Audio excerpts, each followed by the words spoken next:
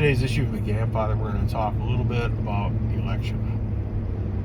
Here at the end of October in 2024, one thing that really stands out to me,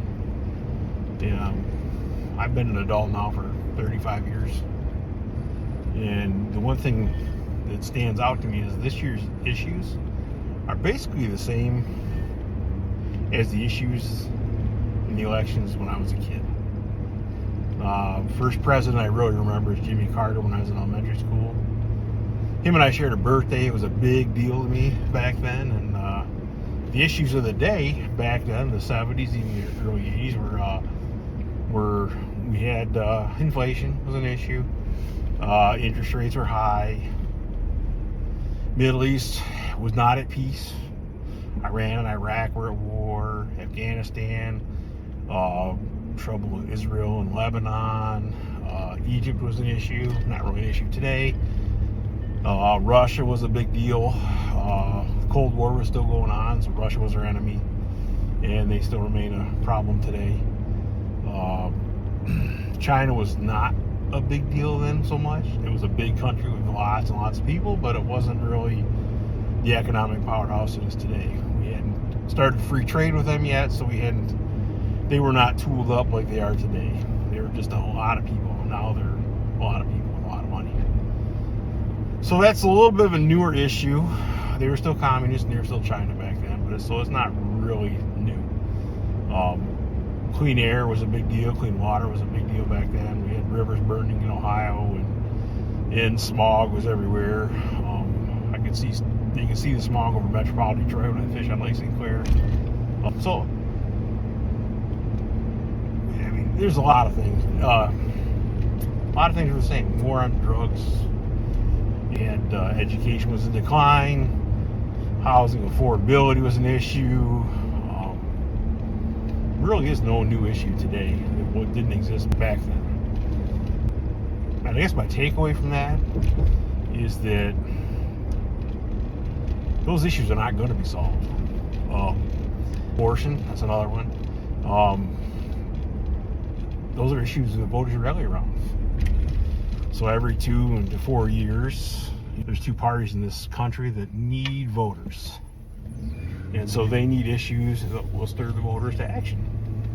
And we vote for moral issues, we'll vote for economic issues, we'll vote for peace, we'll vote for a lot of things, and we'll take sides in those issues. Those are issues people can get behind on one side or the other.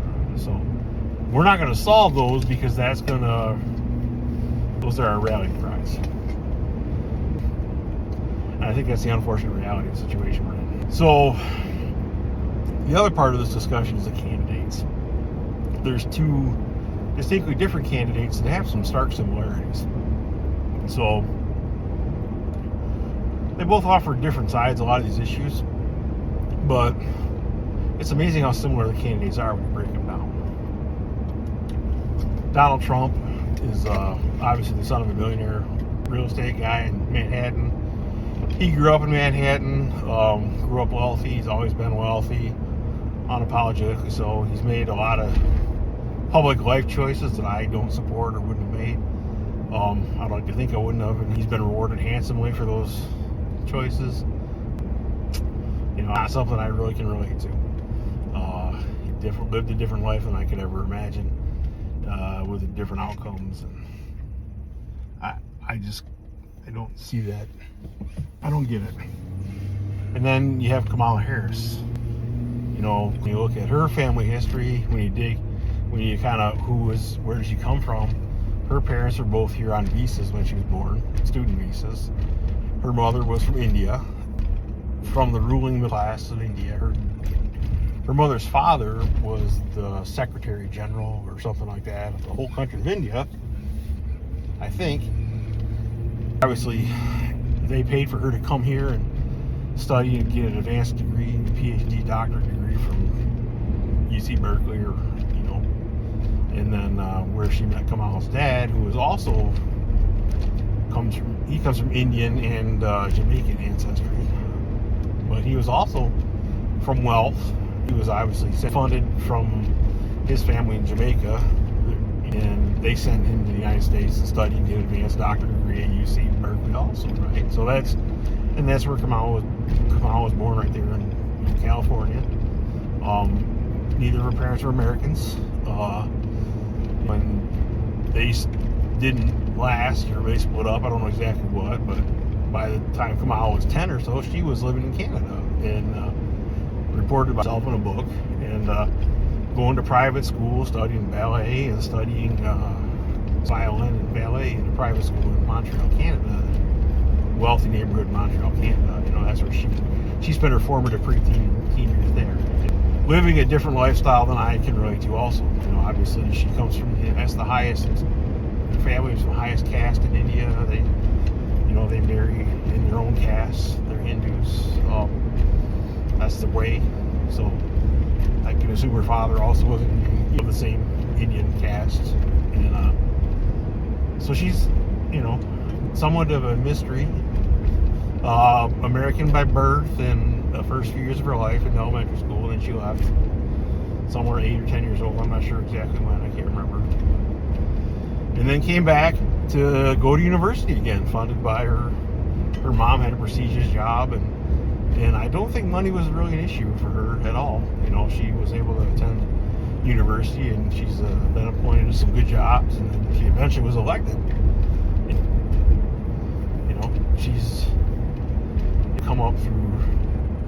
not really come up through the ranks like a middle class type person purported to be. So both candidates come from wealth, is the moral of the story, right? Neither one is really, neither one's a blue collar tale. Neither one's a middle American tale. Neither one is, they're both a top 1% kind of tale, or top 5% maybe. I don't know. But they're the minority. Trump and Harris. And then, so since neither one is really relatable to a guy like me, they bring out vice presidential candidates like Tim Walz and J.D. Vance. Well, J.D. is interesting because he hillbillyology and whatnot. He comes from a broken home in Warren, Kentucky, semi-rural Kentucky, and that's where my dad was from, in rural Kentucky, and poor. Substance abuse in the family, and really economically on the bottom end of the spectrum. Not the top 5%. I'd say bottom 25%. You know what I mean? He's maybe the bottom quarter of society from the sounds of things, economically. I can relate to that. My dad was born in a 2-room shack on a hillside down there in Kentucky. They didn't even run water, where he was born, and electricity. So, I get that. There's backwater in my family. And then substance abuse, and there's other things in my family that I can relate to. Now there's a history I can relate to. I connected. They marketed to me with a vice presidential candidate. And then on the other side of the aisle, you have Tim Walz. Again, teacher, National Guardsman, right? I can relate. My wife's a teacher. I have family that's military and Guardsman. I can relate, right? Here's a guy I can relate to. He's my age. He's middle America. Professions I can relate to, right? And they get together and they have a civil debate, and they have a lot of things they can agree on, which I found refreshing. I was actually happy about that when I watched it. Thought, wow, these two seem to somewhat respect each other and seem like they could actually get along and talk through some issues and accomplish something. Cool. So both parties did their job. They picked a candidate that would appeal to me, average Joe voter, right? Joe middle class voter. So, and Kamala even comes on TV to Stephen Colbert last week and cracks open Miller High Life with Stephen Colbert to attempt to act like me, and goes as far as even breaking out some accents when she's talking to different crowds, inner city, Hispanic, and I don't know what else she's done, but she's done Jamaican. It's been featured enough that it's been brought to my attention based on people have featured that in their broadcasts about her. So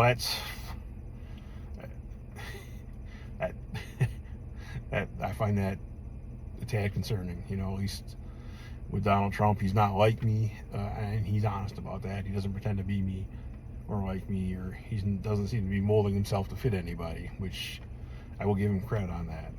There's a lot of things about Donald Trump I don't care for. I have a long history of not having much respect for him, and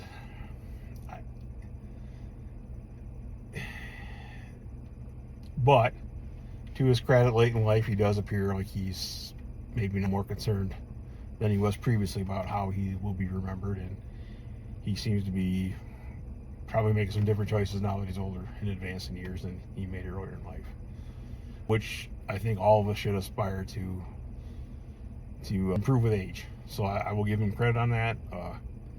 I think we should all give thought to our legacy, how we're going to remember it, and how we affect those around us that we come in contact with in our daily life.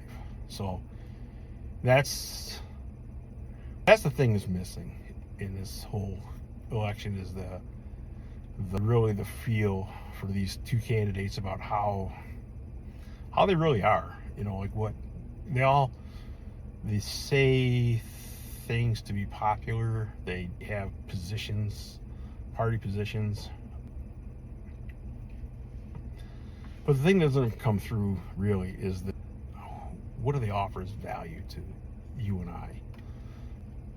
What's the value they bring to the office? It would be great to get to the point where we have a candidate that says, you know, here's me, here's my family, here's what I believe in, here's examples of me living to these principles, here's the things I will vote for, here are the things I will try to influence, the direction I will try to influence things, not promise things they can't not deliver, and not try to win favor by pretending to be things they're not. I would love to have candidates that just get on and offer a value rather than fear, like vote for me or else this bad thing will happen, or if you don't vote for me, you'll get this other bad thing you don't want. Present a value. If we can get to the point where getting on a candidate will get out in front of America and say, here's me, here's who I am, here's what those around me have to say about me, here's examples of me living my beliefs consistently over time, here's what I want to bring to the office, and if this is the kind of person you want in this office, please vote for me, right? Not you better vote for me or else this will happen. You know, hope, you know, attractive value rather than fear would be awesome. And then the other part of the equation is, what does it say about the American people when they're striving hard to be like me, really trying to be relatable to me? But none of that addresses how they are with the people around them. Do they make life better for those around them?